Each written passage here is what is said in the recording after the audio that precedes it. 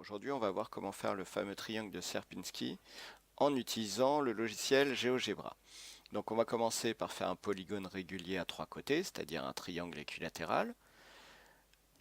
Voilà. Ensuite, on va dans le menu point, on va choisir milieu ou centre pour placer les milieux des trois côtés de notre triangle.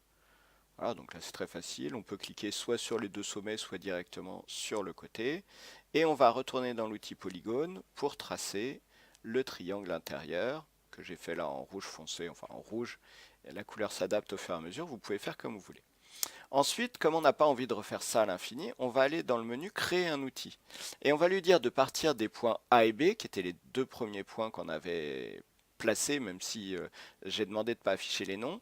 Et on va dire qu'à la fin, on veut tout le reste. C'est-à-dire, tout le reste, c'est le point C, qui est le troisième point de notre triangle. On veut les milieux des côtés. On veut le premier polygone, le deuxième polygone. Et on a créé voilà, notre outil. Et maintenant, dès qu'on va cliquer sur deux points d'un triangle, alors les deux points inférieurs, il va créer tout le reste, c'est-à-dire le troisième point, bon, il existe déjà, mais c'est pas grave, il s'affiche dessus vu qu'on met pas les noms. Et ensuite, il va créer donc les milieux des trois côtés et il va créer le triangle intérieur. Alors c'est facile de faire comme ça l'étape suivante. Vous voyez, j'ai juste à cliquer à chaque fois sur les points. Et puis après, je vais pouvoir m'amuser, zoomer un peu et continuer. La partie qui devient difficile quand on travaille sur le papier, hein, à partir d'ici, ça commence déjà à être un peu tendu pour être précis. Et là, j'ai pas de problème puisqu'il suffit de cliquer et puis je zoome autant que je veux. Dès que je manque un peu de précision, je vais redonner un petit coup de zoom. Et puis voilà, puis je vais continuer comme ça.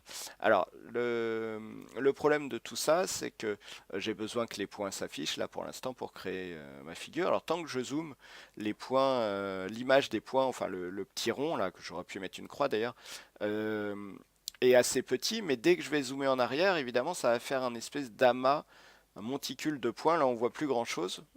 Ça cache notre triangle.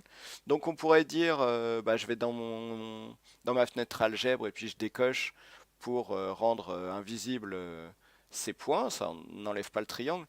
Mais il y a une méthode un peu plus simple, c'est d'aller dans le menu éditer et dans les propriétés.